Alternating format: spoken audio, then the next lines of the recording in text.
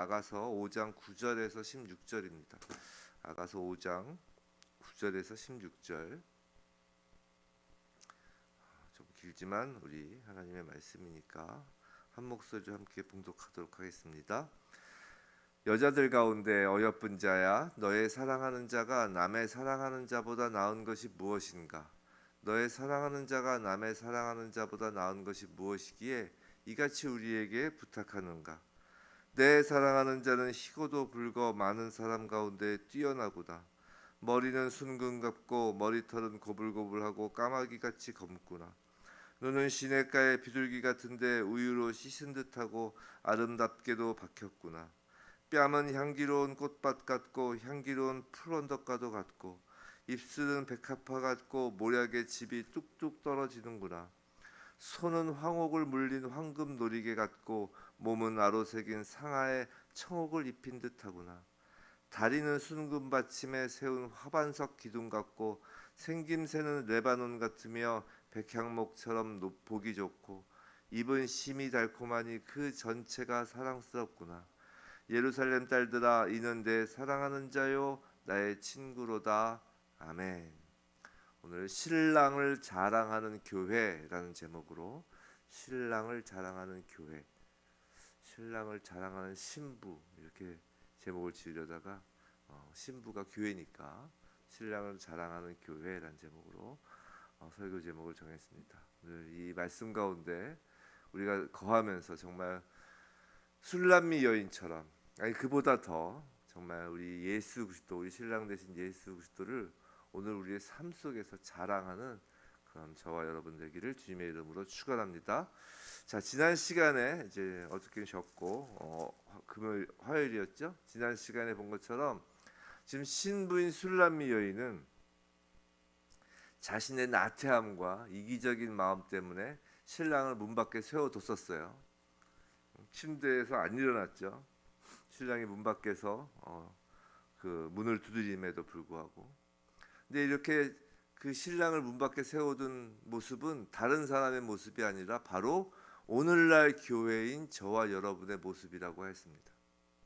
그리고 교회가 그런 상태에 빠져버린 이유는 그 요한계시록의 라오디게아 교회처럼 자신의 만족감에 취해서 나는 부유하다, 나는 부자다 라는 그 라오디게아의 그 만족감처럼 그렇게 자신의 만족감에 취해서 침대에 누워버렸기 때문이라고 했어요.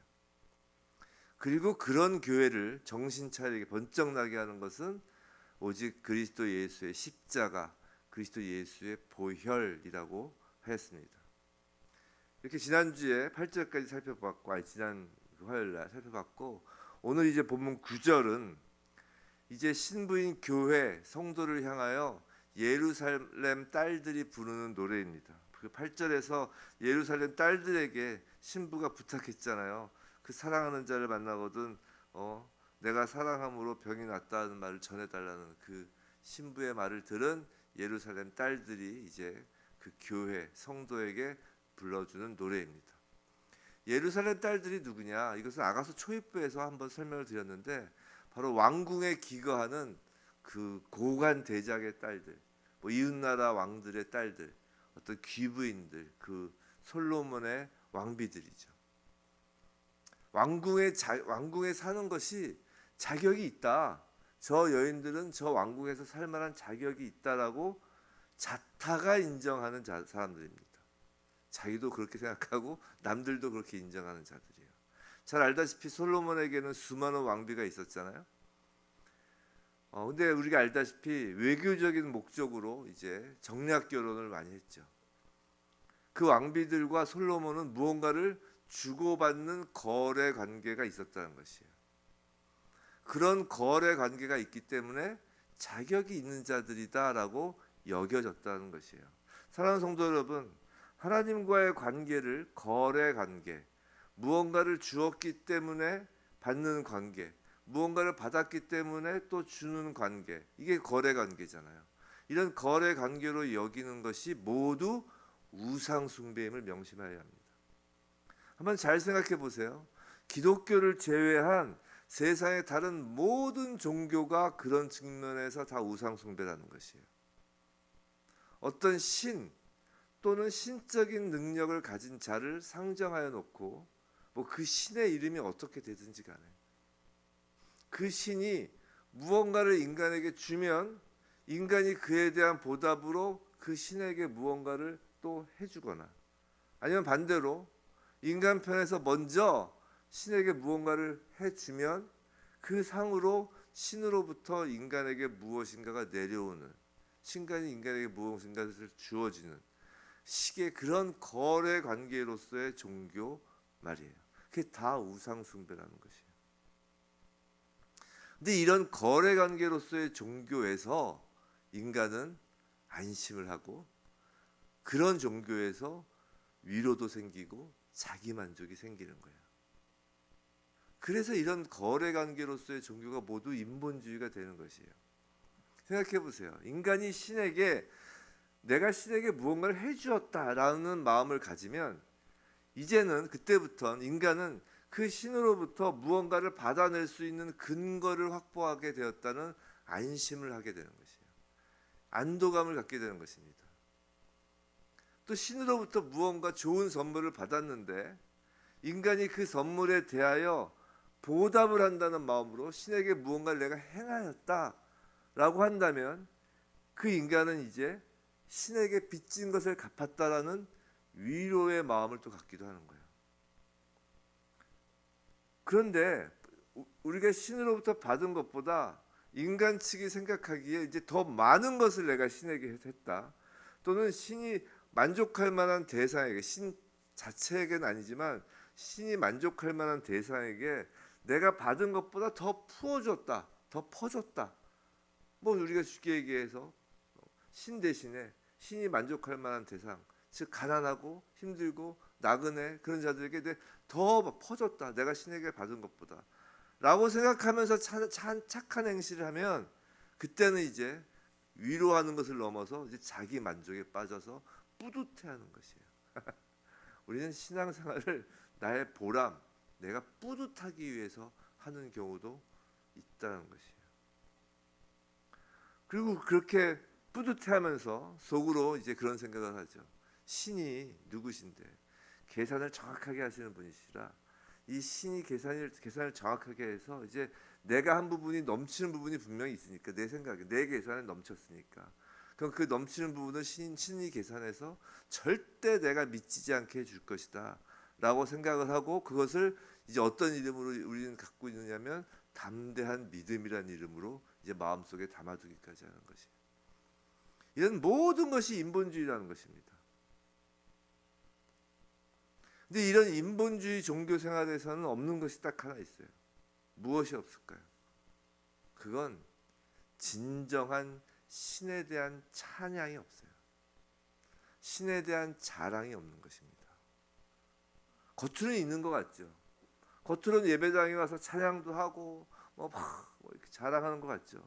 하지만 사실은 그 찬양 속에 무엇이 담겨 있는 거냐면 그 신과의 거래 관계를 충실하게 유지하고 있는 인간 자신을 찬양하고 인간을 자랑할 뿐인 것이에요. 신을 섬긴다고 하면서도 인간을 뿌듯해하고 사실은 인간 자신의 만족을 섬기고 있는 것입니다. 예루살렘의 딸들은 이처럼 하나님과의 관계를 거래 관계로 만들어버리는 모든 인본주의, 모든 인간 중심의 가치관을 상징하는 자들이 바로 예루살렘의 딸들이에요. 그들이 술람미 여인인 교회에게 물어보는 것입니다. 9절이에요. 도대체 너의 사랑하는 자가 낳은 것이 무엇인가? 라고 말이죠. 우리 인간 중심, 인본주의의 그 종교보다 도대체 뭐가 너희가 더 낫니? 라는 것이죠. 성도 여러분, 이것이 세상이 성도인, 교회인 우리에게 던지는 질문이라고요. 너희가 믿는 예수가 무엇이 그토록 특별하냐라는 거예요. 성도 여러분, 우리는 이 질문에 무엇이라고 대답할 수 있는지에 대하여 생각해 보아야 한다는 것이에요. 우리는 예수 그리스도를 믿는 성도입니다. 그 예수 그리스도를 세상에 대하여 혹은 우리 자신에 대하여 무엇이라고 자랑할 수 있느냐 말이에요.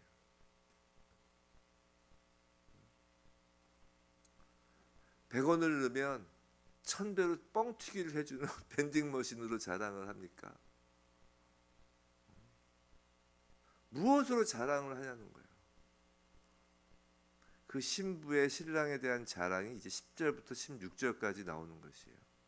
10절, 내 사랑하는 자는 희고도 불고 많은 사람 가운데 뛰어나는구나. 자, 이 신부의 신랑을 향한 그 자랑의 시작은 신랑인 예수 그리스도와 성도인 우리의 관계를 한마디로 표현하는 말로 시작해요. 바로 내 사랑하는 자는 이라고 시작합니다. 신랑인 예수와 신부인 우리는 거래 관계가 아니라는 것이에요. 성도 여러분, 예수 그리스도와 교회의 관계는 사랑의 관계입니다. 사람 사이에서도 사랑의 관계는 거래의 관계를 밀어낸다고요. 상대가 나에게 줄 것이 없어도, 줄 것이 없어 보여도, 내가 상대에게 줄 것이 또 없어도 사랑의 관계를 맺는데 아무 지장이 없다는 것이에요. 예수 그리스도는 우리에게 무언가를 받을 것이 있어서 우리를 사랑하신 것이 아니란 것입니다. 우리가 계달의 장막과 같은 그 노예 신분인 그 검은 피부를 갖고 정말 노예 상태에 있었을 때 우리를 사랑하셔서 우리에게 먼저 오신 분이 예수 그리스도세요. 뭘 기대해서 오신 게 아니라고요. 그 예수 그리스도의 사랑 안에 우리를 담그신 거라고요. 사랑은요, 거래가 아니라 사랑은 상대방에게 담기는 것이에요. 술람미 여인은 자신을 담고 있는 그 사랑의 대상을 지금 찬양하는데, 자랑하는데 희고도 붉다라고 합니다. 나의 신랑은 희고도 붉다. 여기서 희다라는 것은 무흠하다는 거예요. 흠이 전혀 없다. 흠결함이 전혀 없다. 우리가 동물 제사를 지낼 때 흠없는 수송아지, 흠없는 양을 가져오라고 하잖아요. 그 흠이 없다는 뜻이에요. 그리고 붉다라는 이 단어의 원어적 의미는 피라는 뜻이에요. 피. 저 무슨 말이에요? 어린 양 흠없는 제물이 되어서 십자가에서 피를 흘리시는 십자가 예수 그리스도를 지금 말하는 것이라고요. 성도 여러분, 신부된 교회를 상징하는 술람미 여인은 오직 십자가를 자랑하는 것으로 우리 신랑 되신 예수 그리스도의 자랑을 시작하고 있음을 명심해야 되는 것이에요. 예수 그리스도는, 우리의 신랑은 십자가로 드러나는 것이에요. 근데 많은 사람 가운데 뛰어나다라고 하죠. 그리스도 예수는 사람과 비교할 수 없는 존재라는 것이에요. 예수의 흠 없음을 사람에게서는 찾을 수 없습니다. 예수의 피는 사람의 피와 차원이 다른 피예요. 하나님의 아들이신 예수 그리스도의 십자가는 인간의 사람 자랑, 사람 만족으로는 상상조차 할 수 없는 신비의 영역이에요.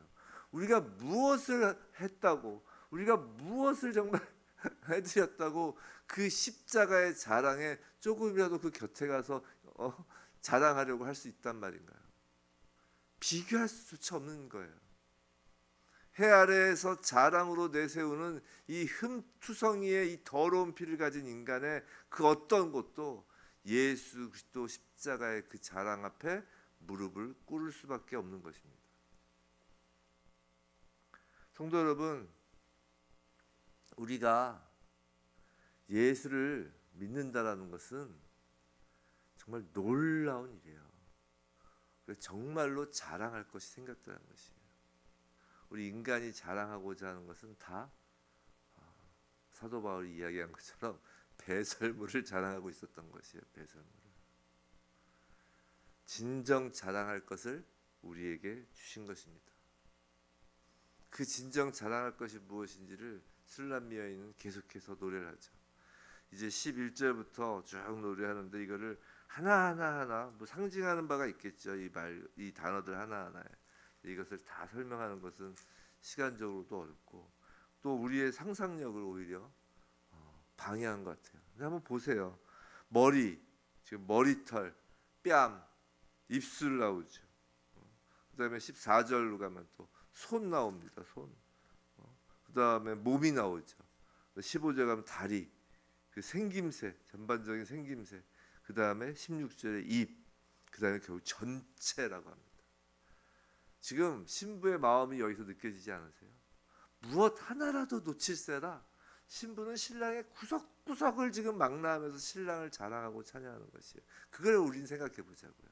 이거 하나하나가 어떤 뜻을 갖고 있나, 어떤 그런 단어적 의미를 우리가 막 해석을 하고 막 그러면 제가 그렇게 해드리면 하려면 할 수도 있지만 오히려 우리의 상상력을, 그리고 우리가 생각하는 어떤 그 그림을 이렇게 저해할 수가 있죠. 근데 공통적으로는 다 귀한 것이라는 것이에요. 그리고 매우 고결하고 순결한 것이라는 것이죠.